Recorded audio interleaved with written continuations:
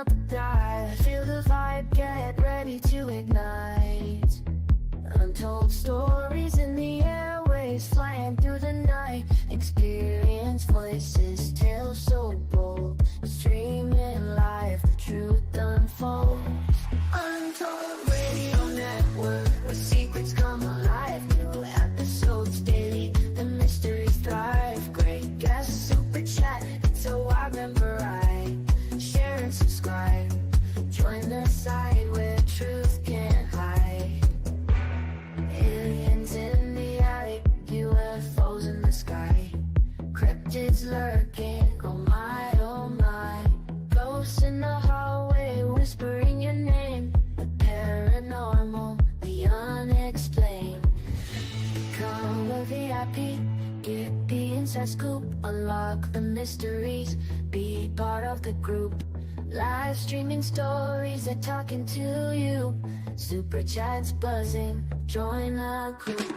Untold Radio Network, where secrets come alive. New episodes daily, the mysteries thrive. Great guests, super chat, it's a wild and variety. Share and subscribe, join the side where truth can hide. So if you've got the guts and you want to explore, tune into the Untold, it's what you're looking for.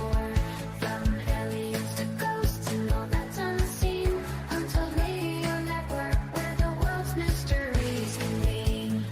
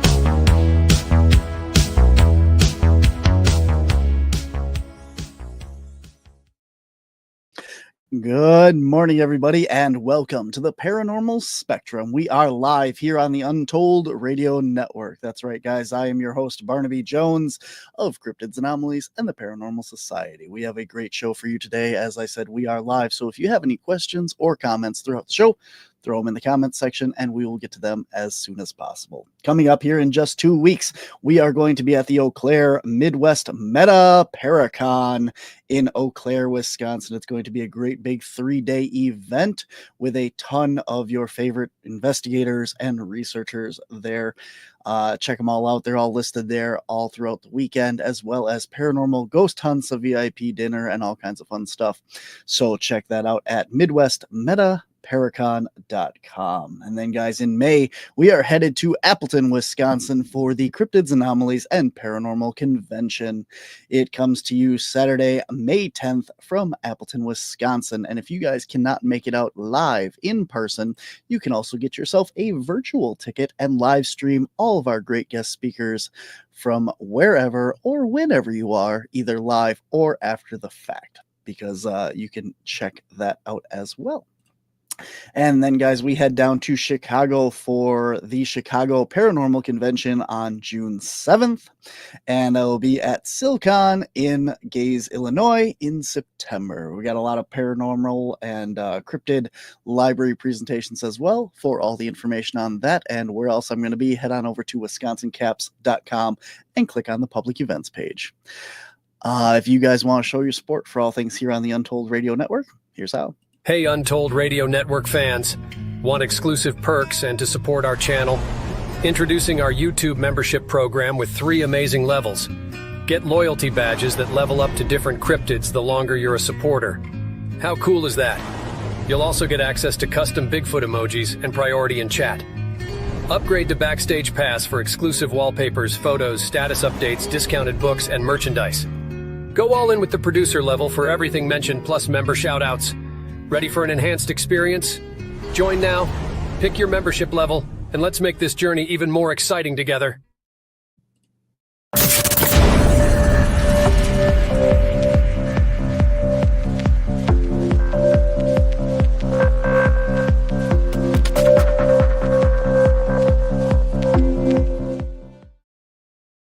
All right, guys, we are live with my guest today. He is Tobias Wayland. He is a passionate Fortean who has been actively investigating the unusual for over a decade.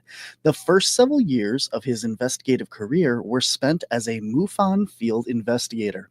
And following that, he investigated independently prior to becoming the head writer and editor for the Singular Fortean Society. Tobias is a frequent guest on various podcasts and radio shows. He has written several books and contributing articles to periodicals on the paranormal. He has appeared on television in documentaries and is often invited to speak at paranormal conferences and events. He was featured in the season 4 of Unsolved Mysteries, the series premiere of Expedition X, and Small Town Monsters documentaries Terror in the Skies, and On the Trail of the Lake Michigan Mothman for his work investigating Mothman sightings in the Midwest. He and his wife Emily have been involved with the Lake Michigan Mothman investigation since its advent in the spring of 2027, and has published a book chronicling his experiences, the Lake Michigan Mothman, High Strangeness in the Midwest. His second and third books about the he also has second and third books on unusual phenomenon, strange tales, and of the impossible, and the Fortean Society's Yuletide Guide to High Strangeness, continuing their work in investigating a variety of seemingly impossible events. Please welcome to the show, Tobias Wayland. Hello, man. How's it going? Hey, good. How are you? I'm good. I get a little tongue-tied towards the bottom of the screen there. It's tough. It is. It's super tough. And I don't write things to be read out loud. So, yeah. So in order to say like the Singular Fortean Society's Yuletide Guide to High Strangeness, if you haven't already said it 100 times, it's just not that. You get a little lost halfway through it there. That's all right. Right. Very cool, man. Well, going through your bio. Well, before we get into anything, I want to start out and talk a little bit about Charles Fort and the Fortean research, because for anybody that doesn't know what that is or understands it, I think that's really cool. And I think it's important because Fortean is a big part of what we're talking about today. So, yeah, for sure. So for anybody who's not already aware, Charles Fort was an early 20th century collector of weird news stories. And so he would collect these weird news stories from a variety of sources. Could be newspapers, scientific journals, basically any kind of periodical that you could find in a library, because that's what he would do. He would sit in these libraries, like massive libraries, like the New York Library, or later like what's the name of it? London's library. It's an enormous library, right? And he would just go through all of these periodicals, and he would find these strange news stories, and then he would write about them. So he would find these weird news stories, he'd put them together, he would speculate about what might be behind them, try to note any commonalities, and just kind of speculatively investigate these phenomena. And often he would have a very sort of tongue-in-cheek writing style, fairly playful. He didn't necessarily take himself too seriously, and he's probably the earliest example of anybody really doing that specifically, like taking seemingly disparate phenomena and trying to put them together and see what they might have in common, see if there could be some sort of common cause behind them. And which is why we made a word out of his last name. Like, you've done something fairly unique if a word then is made out of your last name later, like posthumously, right? Mm-hmm. So, that's why we have Fortean. And what's interesting about him, to me, beyond all of that stuff I already talked about, which is interesting enough. Furthermore, what is interesting is the influence he's had and how often that influence goes unrecognized. Like if you have read anybody from, Lauren Coleman to John Keel, then you have read acolytes of Charles Fort, like people who one of their main influence is Charles Fort. And so I like to compare him to H.P. Lovecraft. I think that Charles Fort is to the paranormal what H.P. Lovecraft is to horror. That is to say, the most influential figure in that genre that mainstream audiences have not heard of. So that is Charles Fort. That's where we get that word.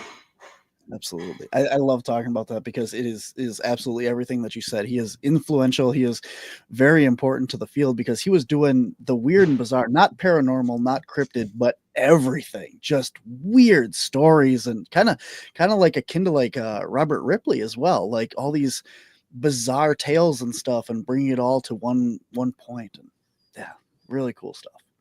So that's for sure. I mean, Charles Fort even gave us the word teleportation. A lot of people don't know that, but he did. He coined that word. It did not exist before Charles Fort.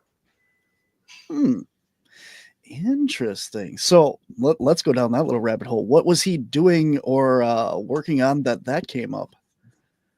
So one of his interests was in like poltergeists and apports and things of that nature. And so it was a word that he coined to describe the sort of transportory force, as he referred to it, that could account for things like sudden appearances of objects in rooms that people didn't have access to, and that sort of phenomenon. So he came up with this word teleportation.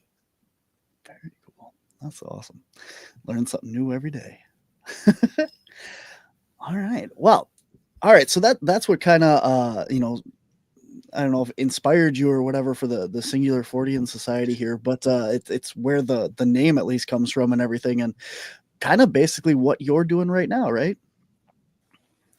Yeah, I don't choose to specialize in any particular area, and as far as my introduction to Forteana is concerned, it didn't start with Charles Fort. I don't think many people's journey starts there because his work is so esoteric, right? Like you kind of have to be introduced to it. And so for me, I just started seeing his name everywhere. Like I would be reading, John Keel or something. And if you've read John Keel, he talks about Charles Fort constantly. And so at a certain point, I was like, well, in order to really understand what these people are writing about, I have to go to the source. And I am a firm believer in that specifically. Like if you want to understand, using Keel as an example, if you want to understand John Keel, I don't think you can if you don't understand Charles Fort. And so I started getting into that, and I picked up Fort's works. I've got probably behind me somewhere the collected works of Charles Fort, and they're not the easiest read in the world. They're very much a product of their time, but I do recommend people try to get through them if they can. And that, having read that and digested it, and then applied his concepts, or at least the understanding of his concepts, to what all of the people influenced by him were writing about, it put a lot of things into perspective for me. And so, yeah, at that point, I didn't think, not only did I not want to, I just didn't think I could specialize in any particular area without neglecting something that would be relevant to whatever phenomenon I was currently interested in, So really, when we were putting together an idea for what we wanted to do as far as our contribution to this field. I couldn't think of a word other than Fortean that would accurately describe exactly the approach we wanted to take here, because I wanted to have that holistic examination of these phenomena, because anything else, I think you're just, you're leaving weirdness on the table when you do that. And we just can't afford it. You don't want to leave any weirdness out. That's for sure. Yeah, Absolutely. right. I think John Keel is another one that I think he's famous for the Mothman prophecies, obviously, but there's so many other books that he's written, and he does flow along the lines of the Fortean research and stuff, not just focusing on cryptids or the paranormal or whatever, but he's got even just in the Mothman stuff, you have these weird characters like Ingrid Cole and the Mothman and just all the weird stuff. Just in that case alone, you have these Fortean sprinkles throughout. Yeah, he took a very kitchen sink approach, I think, to writing the Mothman prophecies, where he kind of took every weird story in like a tri-state area and just folded them into the Mothman narrative. So yeah, you ended up with like Indrid Cold. So Woodrow Derenberger's famous contactee case from that time. And then you've got like the Men in Black that he included, various UFO reports, various other less easily quantifiable phenomena. So people would report like poltergeist phenomena and similar things, maybe in the area of a Mothman sighting or after they themselves had a Mothman sighting. And so we read it. And I mean, if you excised everything from that book that wasn't directly related to an actual Mothman sighting, it would be like 50 pages long. So there's like 200 plus pages of that book that is really not Mothman related. But yeah, because I think he was so influenced by Charles Fort, he tried to include everything he could, because the fear was, I think personally, that if he didn't, he might miss something, and there might be some connection that he would have otherwise missed out on. So that's what we got. And and that's why it's such a fantastically entertaining book, I think, but also why I think that there's a big caveat that needs to come before people read that book, where it's okay, you want to read it, that's great, you should read it, everybody should read it. So it's a really entertaining book, but you also need to fact check like all of it, like every single part, and also sort of realize, and again, if you understood Charles Fort, I think you would be able to see past this. But if you didn't, if you were just assuming that Keel believed 100% in every single thing that he was writing about, and that it was meant to be taken, seriously with no pushback, then you would get this narrative, I think, that's very counter to the actual purpose behind that book, which is to introduce these ideas as thought experiments. So you get something like ultra-terrestrials, and now people are applying that word to literally every weird thing that happens, as though it's an explanation for anything, and not just a thought experiment about what might be behind something. And all of this could have been avoided if people were just familiar with Charles Fort first, so they would know what Keel was doing, which was what Charles Fort did, which was speculate about all this stuff, but you weren't supposed to take it that seriously. It was all thought experiments, because at the end of the day, none of us really know anything. So. Absolutely.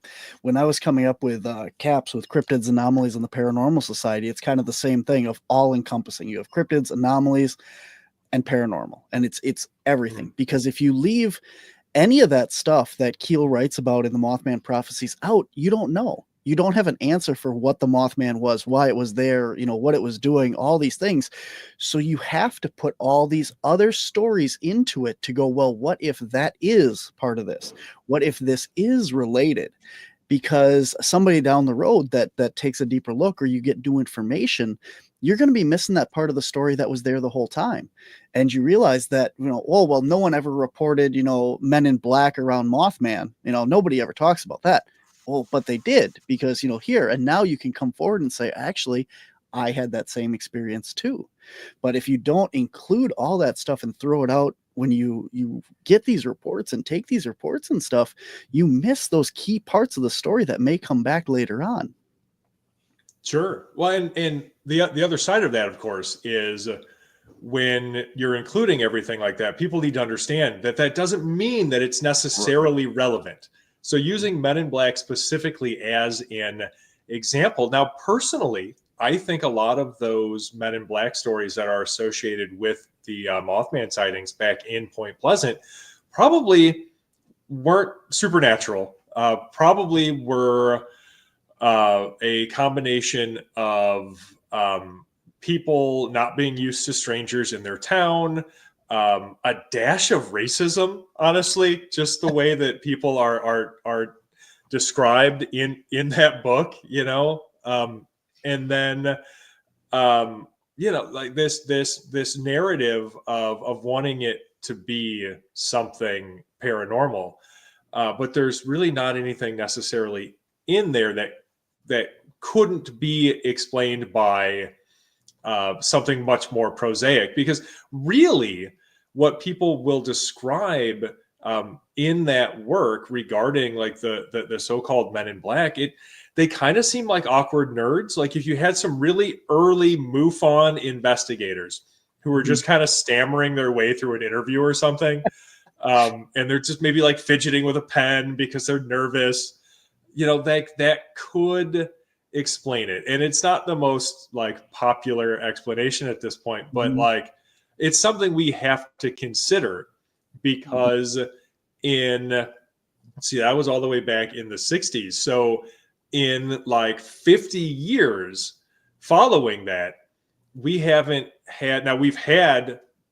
like winged humanoid sightings that have come out after that. But what we haven't had was Men in Black, like any Men in Black encounters, experiences, whatever, that have coincided with those happening to the same witnesses or even in the same areas necessarily. Now, having spoken to a lot of these witnesses myself, they're not making it up. They're not lying about their own experience. And so what I'm left with is, well, what I have to consider then is maybe that stuff wasn't relevant, and it's just something Keel threw in because he wanted to cover every single thing that was happening, which is fine. You should cast a wide net, but that doesn't mean that it's necessarily relevant to that core phenomenon. That is to say, like Mothman sightings or winged humanoid sightings. No, absolutely. I agree with you. And that's a very good point. When we talk about Bigfoot and stuff all the time, people say, well, I saw orbs in the woods and I saw Bigfoot, so they must be related. And, like why I always tell people, we're out in the woods and you're deer hunting and you see a Bigfoot. Is the Bigfoot and the deer related? It's the same phenomenon. You're out there deer hunting and you see a Bigfoot. Well, clearly that Bigfoot just morphed out of a deer, right? No, it has nothing to do with each other. There's so many weird things going on, from aliens and ghosts and paranormal and all this stuff, and it could 100% be related, but you don't know. And trying to explain, as you said in the beginning, trying to explain one weird phenomenon with another is just getting you absolutely nowhere. Yeah, no, I think that's a really good point. And, I've said that myself, like it's important to note little details like geographic proximity. Yes, if weird things are happening in the same area, we shouldn't ignore that. But you're right. We also shouldn't apply any more significance than is necessarily warranted at that same time. So 100% agree. Yeah. Lee brings up an interesting point here. The wearing of hats was more prevalent back in the day as well, like when all this stuff was happening, correct? Oh, definitely. If you look at mid-century America, it would have been very unusual for a man to be seen outside without wearing some kind of hat, And so the way that the people were described in terms of their attire, I don't think is unusual. It might be more unusual today, but if we're being completely honest, you don't get Men in Black reports anymore, and we haven't for a very long time. I'm sure there are probably some outliers. Anytime I say something like that, there's always one person who's just Tomorrow like, you're "Well, gonna my cousin's husband's dad's barber or something had a Men in Black encounter, and like that's one out of however many." But no, I mean, really, if you look at this sort of from a statistical standpoint, you just don't see any significant number of Men in Black sightings or encounters these days, and you really haven't for a very long time. They kind of had their heyday in the 50s and 60s, and then it's kind of just all been downhill from there. Which is interesting in and of itself. But yes, to go back to the original point in question, yeah, I don't think there's anything unusual about somebody wearing a hat in the 1960s or a suit or anything else, because that's what men were expected to wear. So of course that's what they would wear. Yeah, it's interesting with the Men in Black thing, because we're kind of going down this hole for now. So when we look at excuse me, the UFO and UAP phenomenons, as you look through the history reports of that, it seems like the craft has changed, right? So you have the original saucer, then you have like the Tic Tac shape, and now a lot of the stuff that we're hearing about is these like silver metallic balls that people are seeing. Oh, I'm sorry, there's triangles in there too, but the little silver metallic balls.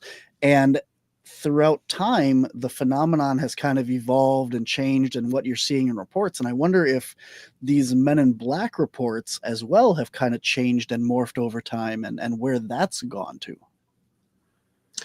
Yeah, it's an interesting idea. Like if you look at UFOs, let's say just for the sake of argument, we'll start in the 19th century, because otherwise we could go back indefinitely to talk about weird things people have seen in the sky. But if we just go back to 19th century United States, you've got starting with airships, so anomalous balloons and such, basically. Then you've got, we can fast forward to 1947, Kenneth Arnold, which those craft were delta shaped, of course, because flying saucer only came about because of a misinterpretation by the news media. So when he said that he had seen these delta shaped objects, he said that they were flying through the sky as though they were like saucers skipping over water. So they had this weird way of flying, right? And of course the newspapers ran with that and said, "Oh, flying saucers," but they weren't saucer shaped until after that. At which point people did start reporting actual saucers, saucer shaped objects, which is fascinating. And then from there, you've got another big one, mid-century, would have been phantom rockets. So you had, of course, this is the Cold War. People are terrified of the nuclear threat, World War III, all of that. And so rocket and cylinder shaped UFOs, that became a thing. And then you've got the mystery triangles, and the triangular shaped craft, which really had their heyday in the 80s and 90s, but it's coming back. It always, people still talk about those. That's one that has really been consistent. But then, yeah, you're right. 2017, it's all about tic tacs and lozenge shaped objects. The one thing I would say that has been consistent the entire time, and this is pretty much for the entirety of human history, is anomalous lights. The one thing people have always seen, regardless of how we're describing the shape of UFOs, during daytime sightings, the one thing that people have always seen is anomalous lights. So I think if you look for the sort of core phenomenon like that for Men in Black, maybe you would find something, but I'm struggling sort of to see what that would be, so if you distill the Men in Black down into sort of this core phenomenon of what people are describing as this like aggressive interloper who has this exaggerated interest in whatever thing the person had just seen.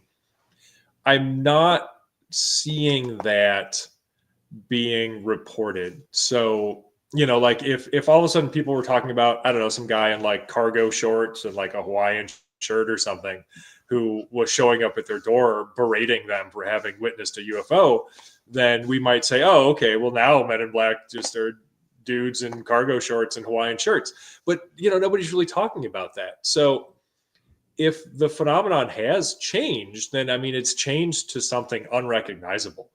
But that doesn't mean that hasn't happened. One of the things that I've noticed in a lot of my research is that there is this element of observation that people will describe. Like I can give you an example in shadow people cases. Sometimes what people will, or hauntings even, people will talk about waking up to see this shadow figure watching them sleep, right? People have reported, in a lot of cryptid sightings, so everything from like Bigfoot to Dogman, people will talk about these creatures peering in their windows and watching them. And then, of course, in like UFOs, alien abduction, that sort of thing, you get the same sort of consistent narrative from experiencers of being observed.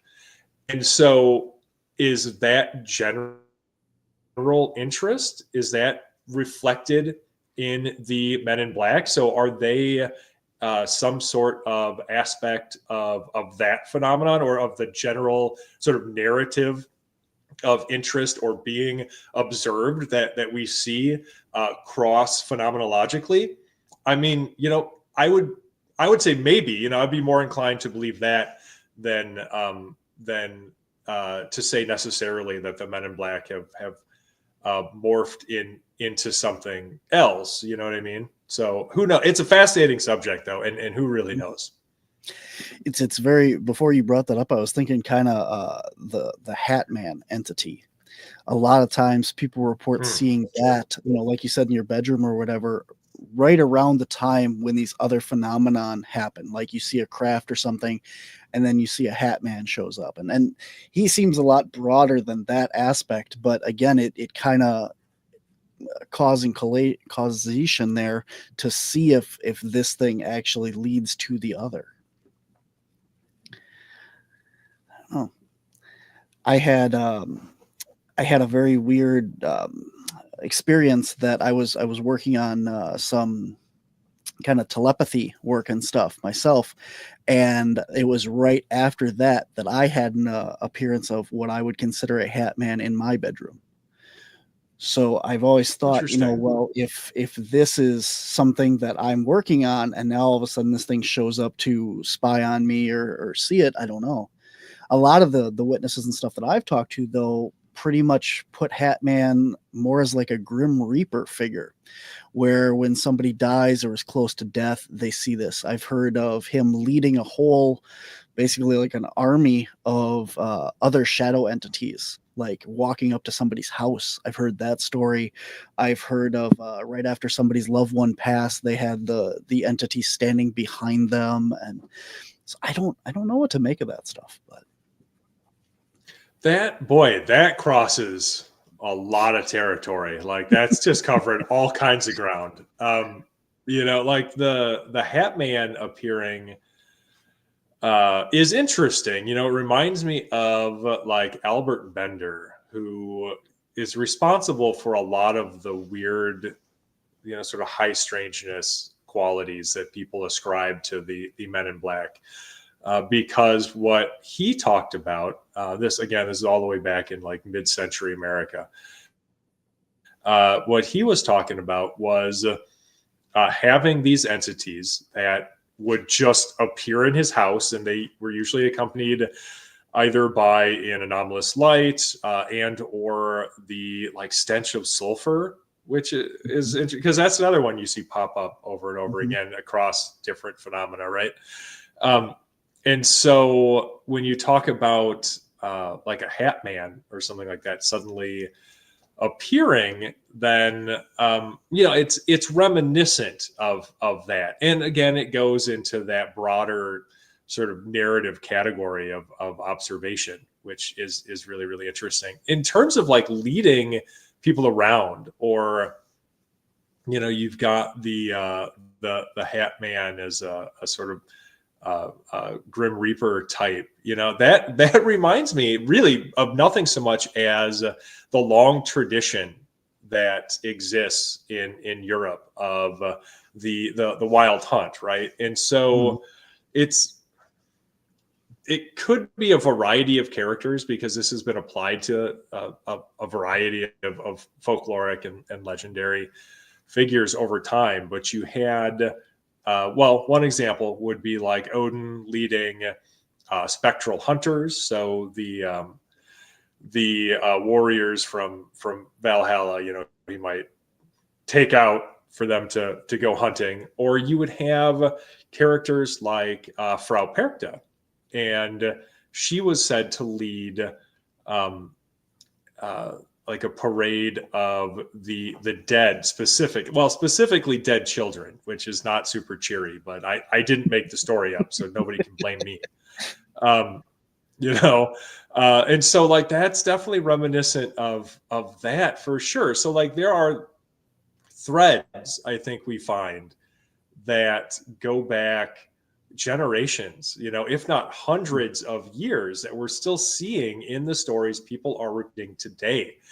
And one of the ideas that I find really, really fascinating to think about is whether or not those represent these sorts of like kernels of truth that would lead us closer to understanding these phenomena. That's what I wrote about in the Singular Fortean Society's Yuletide Guide to High Strangeness specifically, is that I wanted to examine the idea that those stories might represent something real, because there are so many commonalities between them and what people will report in modern UFO or haunting or cryptid sightings. So yeah, that's fascinating.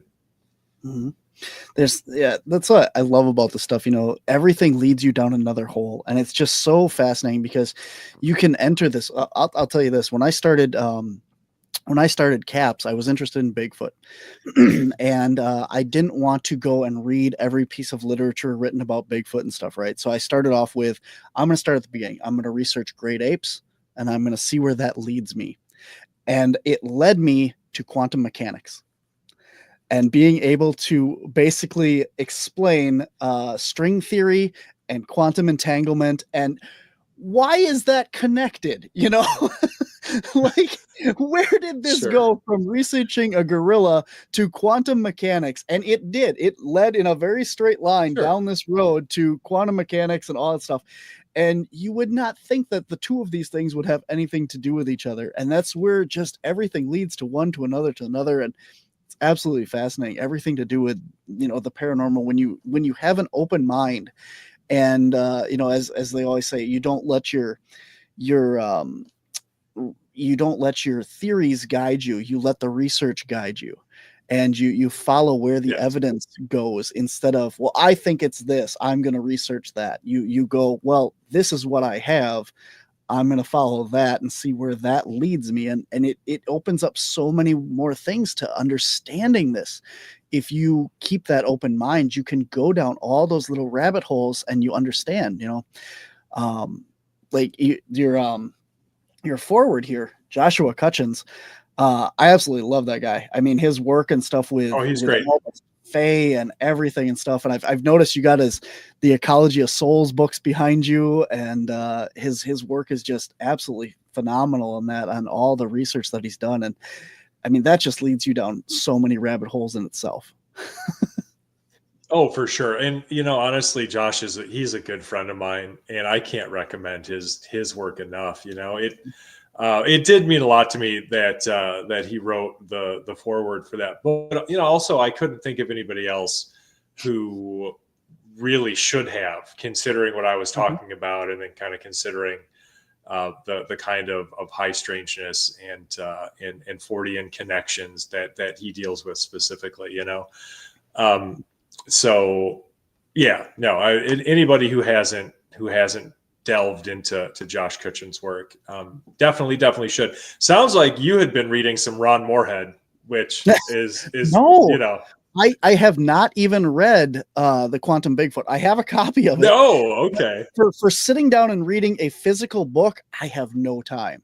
So if it's not an audio book, or if I can't get it on a PDF that I can have read to me, you know, I have apps for that. I don't have time to read them. I own the entire collection of Joshua Cutchin's books. I had him on my show, and I had him autograph them all, and I ordered them directly from him. I have not read one of them, I'm sorry to say, but I've researched a lot of his work, and I've paged through them and stuff, but I've never sat down and actually read the books. I read Where the Footprints End. I read that book with Timothy Renner. Okay. And Josh Cutchin. So I've read those, but I have the Brimstone Deceit and the Ecology of Souls 1 and 2, and I have them all, and I could think of the names of them if I wasn't on the spot. But I get it. He's got so much interesting stuff, and it's something that I really do want to read, because they're so well written and stuff, that the parts that I have gotten out of them and that, and having him on my show and listening to him on Strange Familiars and stuff as well, the podcast with Timothy Renner, just fascinating stuff. So. Oh, for sure. You know, and his books, because they're so well researched in and of themselves, they make really good like reference books. You know, because I think that you would struggle a little bit if you were just going to pick it up and read it like it was a novel or something.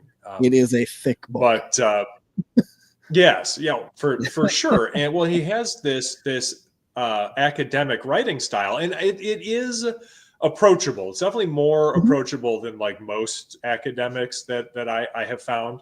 But it is still this sort of academic writing style, and so you got to be prepared for it. It's the kind of book where you would be like, okay, well, I want to research this specific subject. Oh, good. Like Josh Cutchin already has a book on that. Well, then that's great. I'll just look for what I need in his book, because he's probably already found it and cited his source. And now I don't have to worry about it. Great. Thanks, Josh.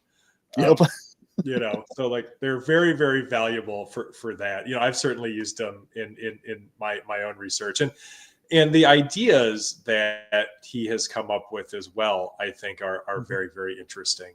Just a great guy. Just in general, he's just a good person too. So he's just a good guy to know. So yes, everybody run out right now. Stop what you're doing and just buy all of Josh Cutchin's books, like immediately. Absolutely. I second that 100%. They're very good. And I got to get him back on my show. I promised him that I would read his books before my next chat with him. And that's why I've been holding off.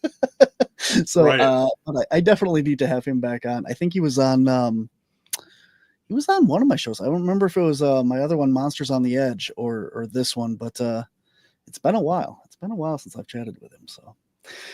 But we are deep into this episode. As I said, like we're going to cover some interesting different things. But I do want to bring back around, because I want to talk about your new work and stuff. You have a couple books. We talked about them at the beginning of the show. We showed the Yuletide one. That's your newest one that came out. And then you also have Strange Tales of the Impossible as well. And your first book is the Lake Michigan Mothman, which is kind of unfortunately maybe your bread and butter. Like, it seems like you've been entangled, as you said, with the Mothman stuff here from the beginning, for better or worse, but it's kind of been the topic of interest. So we're going to get here eventually. So here we go.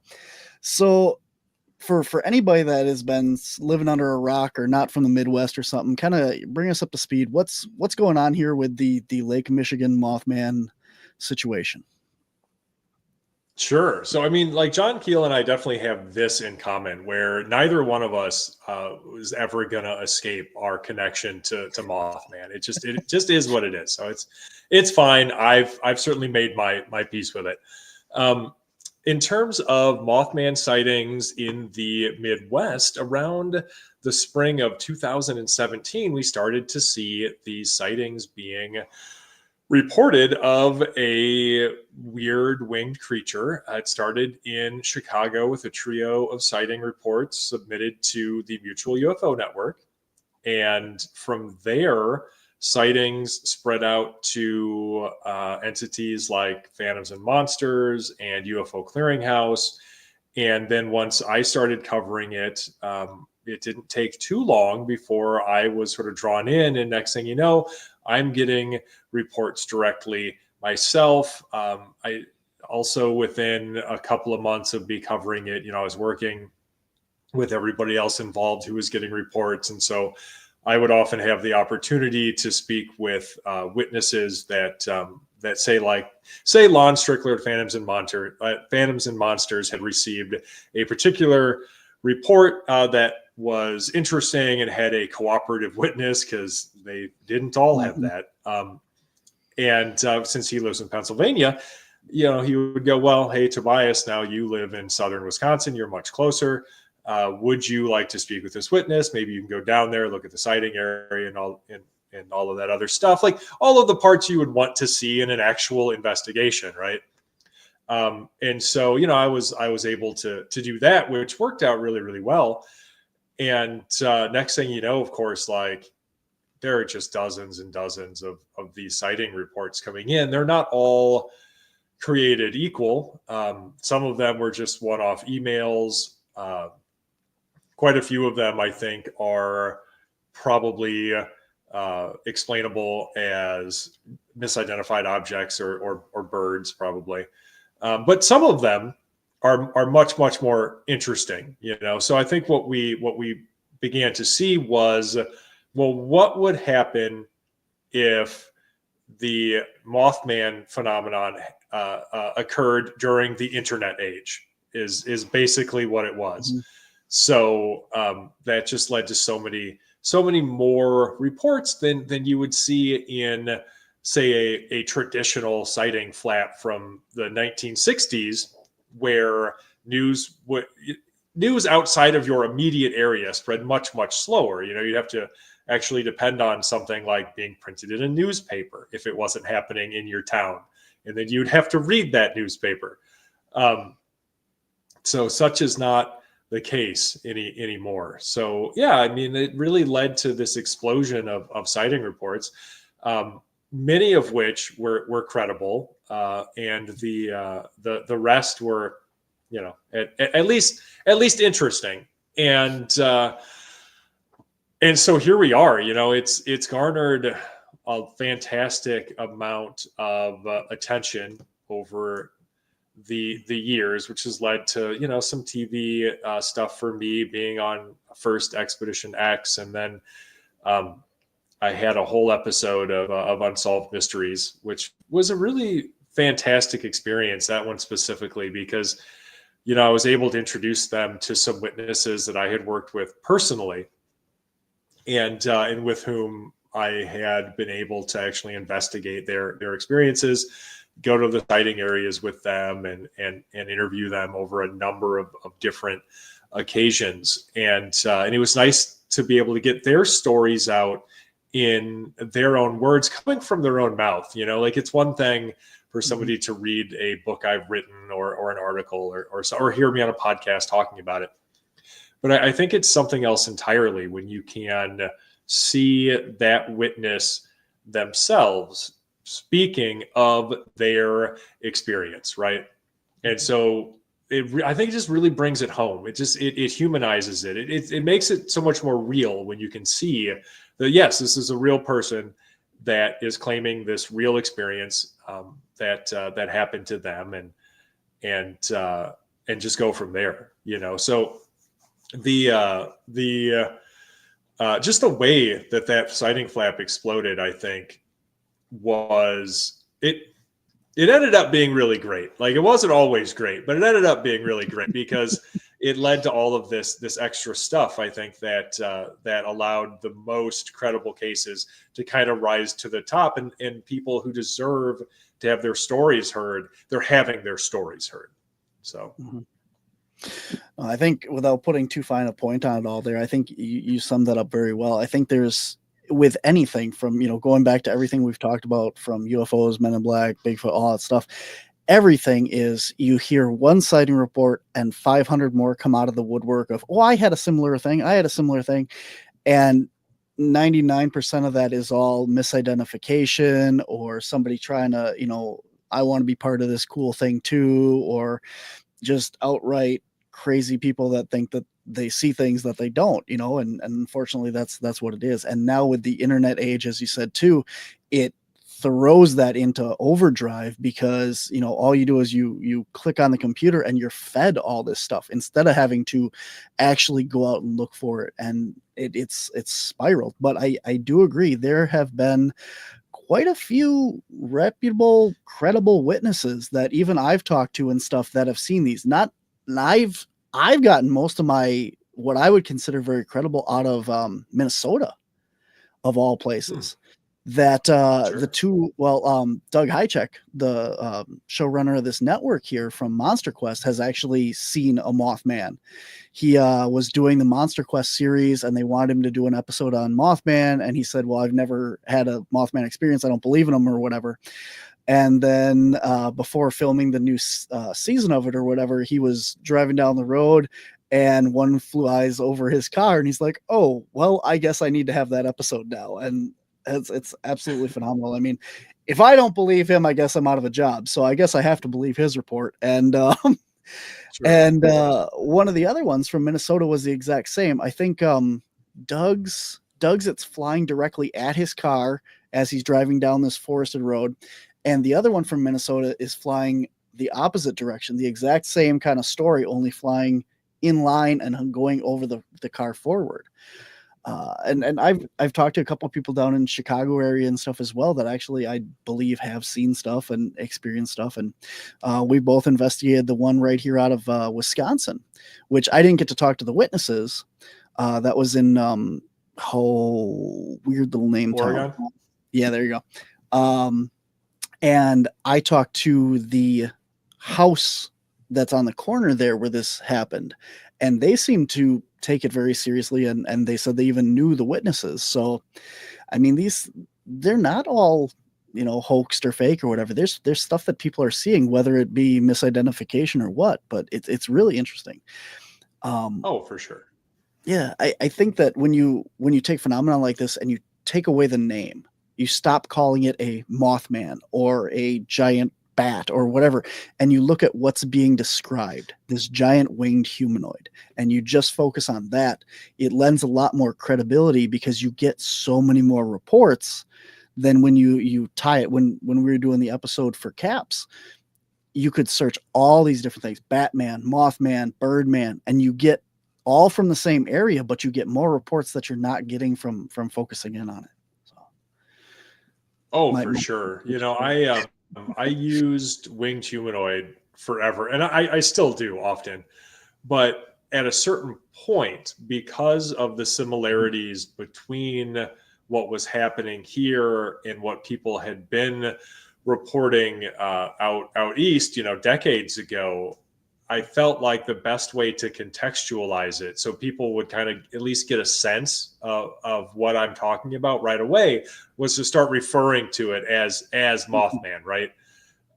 Which, it was a tough call, and I was resistant to it because I didn't want to sensationalize anything. But again, at a certain point, you're just providing context. But it is tough because it's not easily categorizable, and most people, even people who are interested in the paranormal, have not heard of Mothman, or at least that used to be true. I think Mothman is getting more popular now, but like most people had never heard of it, and so they would have this weird sighting, right? And they would assume that nobody else had ever seen anything like that because it's so bizarre, and it's not like ghosts or something where there's a dozen different reality shows on ghosts at any particular time, right?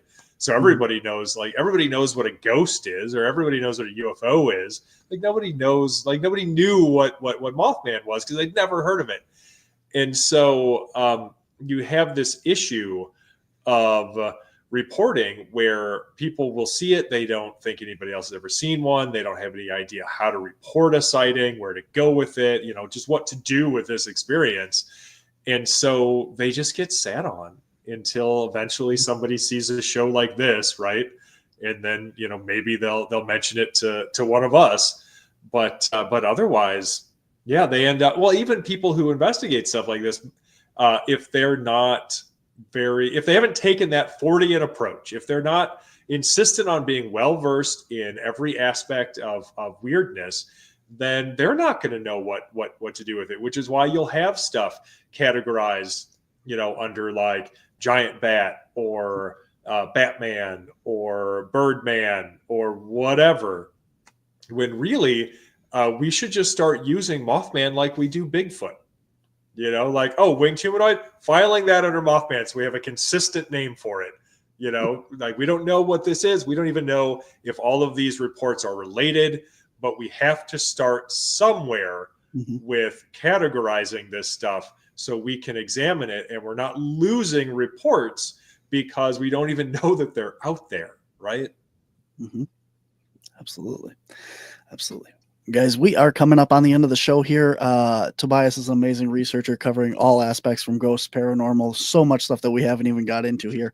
If you guys have a question or a comment for him, any kind of weird strangeness that you want to know if he's experienced or written about or heard stories about, throw it in the comments section. We had a couple here. I want to circle back to my youngest daughter has a repeating situation with what she calls shadow people. She is only 12 years old. It's become an issue, and she brought it up to me multiple times over the years. She just spoke to her therapist about it last time we were there. It's very bothersome. I think this is a big thing for people. Like, it happens a lot that people have issues with these shadow entities and children as well. I'm sure you're aware, like, a lot of times kids are more susceptible to seeing weird or bizarre things that, we as adults tend not to.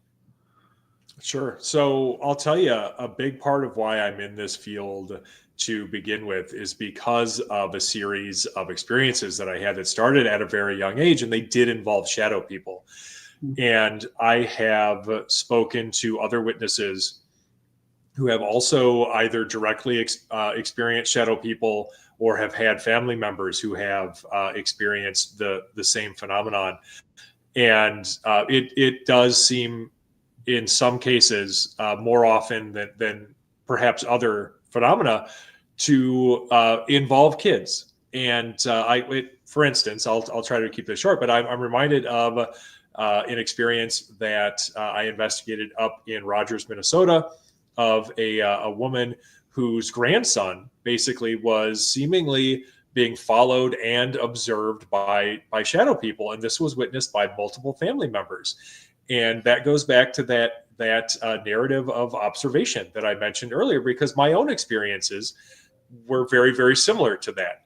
And when I heard this family's experience, it just gave me chills, because I was like, that little kid, that was me, like 40 years ago, right? Like that was me as a little kid. So there is, I think, the more I hear these stories, there is some consistency there. If it's any help, I've never heard of anybody being physically harmed. I know these things can be very, very scary, but I am not aware of anybody actually being physically harmed. I know that that's tough to hear when it's your child, of course, because you want to help, you want to do something, but often we're powerless in these situations. So if that gives you any comfort at all, then good. But otherwise, I think, you're already doing the right thing. You've got a therapist involved, and that's about the best we can do, Yeah, I was thinking too. I don't think I've heard of any stories of the Hat Man or anything physically. I'm sorry, I'm bringing it back to the Hat Man, but shadow entities in general and stuff. Sure. Physically doing anything to people. So I could be wrong, but I'm with you on that. Right. Octopus with No Friends says, my brother and I saw the Hat Man in our house about 20 years ago now. I still remember the way it glided and didn't really walk. No deaths around at the time. glided up the stairs and into a room across the hall. When the door was only cracked open an inch, didn't move it. Ugh, creepy. And yeah, I mean, honestly, that is pretty consistent with a lot of shadow people reports. Really just going back to the report I was just talking about up in Rogers, Minnesota. One of the initial sightings of one of the shadow people entities in that particular case was it being seen gliding up some stairs. So again, it's very interesting to me to see that kind of consistency in reports, especially from people who couldn't possibly know each other, don't know each other, couldn't possibly know each other. So yeah, very interesting. And Sasquatch Wizard says, that's encouraging. Thank you for speaking about it. So, of course. Happy to do it. Absolutely. All right. We are about out of time here, man. I appreciate your time. I have one last question if you have a couple minutes left that I want to ask you. Sure. Have you, and this is a personal for me, I'm really interested in this topic, and I'm wondering if you have any reference or any guide that you want to point me in for this. We don't have to talk about too much, but the whole aspect of walking across the top of a stairs and you look down and you get the feeling that something's going to chase and run up at you. And, the whole monster under your bed, the thing lurking in your closet, these are tropes and stereotypes and stuff that, go back as old as time. Do you know any good books or reference or what are your thoughts on all that as far as there's got to be something to it? We've talked about throughout the show of, these stories don't just come out of nowhere. So where did all this stuff come from? Do you have any recommendations there? Oh boy. Yeah, I mean, a lot of that. Well, no, I mean, like that's totally fine. So like, if we could just kind of focus in on one aspect of that, because fear of the unknown has been with us forever. And that's what a lot of that is our imagination sort of filling in the blanks, right? So, like if you're walking up some stairs at night and there's nobody else around and the house is quiet, then, in the back of your mind you might think that, hey, am I being followed? Is there a monster here? And that probably goes all the way back, like evolutionarily, to us having to be worried about, being stalked by a leopard or something, right? But if you want to focus in like on like monsters under the bed, right? Like there are fairies, like the bogey, for instance, which gives us our bogeyman or boogeyman. Now that was something that was supposed to like dwell underneath people's beds. I think there's a couple things to that. I think part of it is that we're very vulnerable while we are sleeping. I think the other part, so like there's a fear there of being attacked while you're asleep because you can't defend yourself. But then I think also dreams have something to do with that, and that shift in perception, I think, that comes with the changing states of consciousness that lead to and from that dreaming state kind of puts us in a more imaginative place. But if you want to read about like fairies, there's always like the fairy faith in Celtic countries, which is like, that's what I direct everybody to, because you got to go to the source.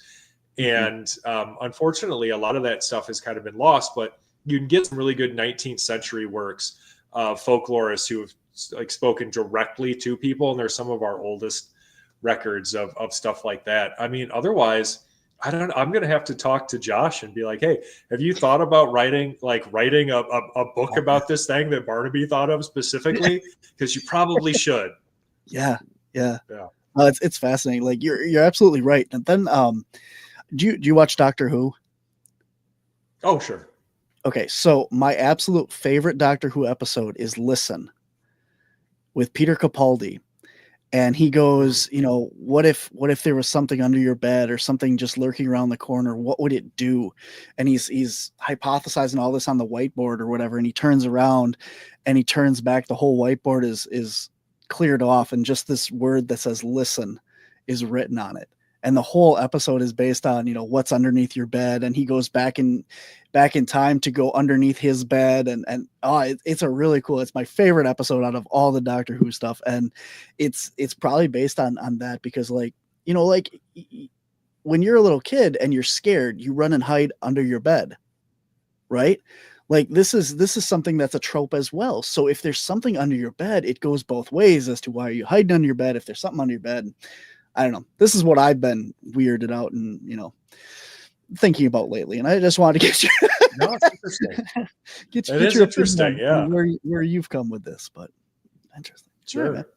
Well, that gives you something to talk about, and something for us to have a conversation about down the road. So I look forward to having you on again, because this is fascinating, man. I love guests that we can go down so many roads and have conversations about everything. And this, you know, as I said before we went on air, I wanted to go somewhere different with this, and I think we did. So instead of the same old, no, I mean, same you never old know where the conversation is going to go. So absolutely, man. Well, I appreciate it, and I look forward to meeting you again down the road and stuff, and hanging out again, and all your reports and stuff. Anybody that's interested, tell everybody where they can find you. And again, we got your books here. Oops, this way. The Lake Michigan Mothman, Strange Tales of the Impossible, and Yuletide High Strangeness. Tell everybody where they can find these, and more information on you. yeah, definitely. So, you know, if you're interested in keeping up with me, probably the best thing to do is to go to our website at singularfortean.com.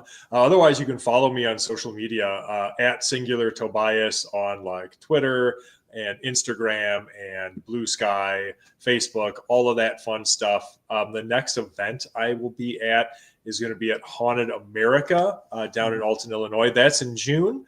So definitely look that up. It's a great conference. It's huge. You know, Troy Taylor's been doing it longer than anybody. So definitely, if you're interested in ghosts and spirits and hauntings, and even like my kind of high strangeness, that's one that you don't want to miss. So yeah, I hope to see people there. Absolutely, man. Well, I look forward to chatting with you again, and best of luck with all of your high strangeness and Fortean research. All right. Thanks. All right. Talk to you later, man. Take care. Yep. All right, guys, that is our show for this week. Thank you all for listening, tuning in, and hanging out with us as we explore the world of high strangeness and Fortean research and all things that go weird and bump in the night or in the sky or wherever it happen to be. But until next time, guys, remember, next week is the 50th episode of the Paranormal Spectrum, and we have an amazing show lined up. It is live. It is going to be a live event, and I have a whole panel of psychic mediums, empaths, and stuff coming up for you guys. So what we are going to do is a panel roundtable discussion.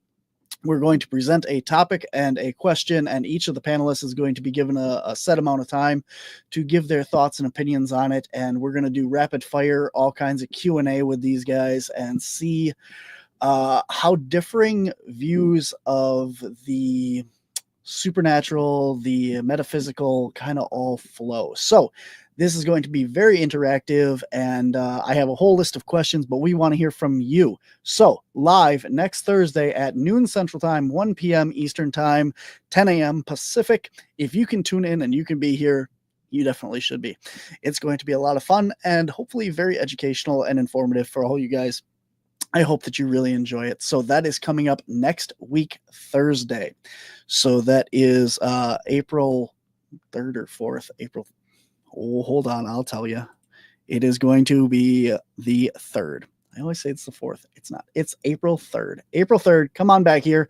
Same time, same place. Untold Radio Network. Make sure you like and subscribe. Hit that little bell, the notification bell, so you know when we're live, because then you'll not miss a show. And you can come back here and check that out next week. Bring all of your questions. You can also submit your questions directly to me. Hit an email over to wisconsincaps@gmail.com if you are not able to tune in live, and I will throw that question or comment at them as well during the show. So Wisconsin, spelled out the whole state, CAPS gmail.com. Shoot me an email and tell me it's for the 50th episode of the Paranormal Spectrum. We'll get that on the show as well for you guys. So you got a week to get that over to me, and we will throw it at my guests next week. So it's going to be a great show. Very looking forward to it. And don't forget, also on Monday next week is the 100th episode of Monsters on the Edge. I don't even know what's going on anymore. 100th episode of Monsters on the Edge. That is a pre-recorded show, but it's going to be amazing. Researcher Dijo Thomas from India is coming on to talk about El Chupacabra of India. So head on over and check that out as well. Until next time, guys, remember, we're all part of the paranormal spectrum. Take care, be well, and I'll see you next week. You seem to know something I don't. What's going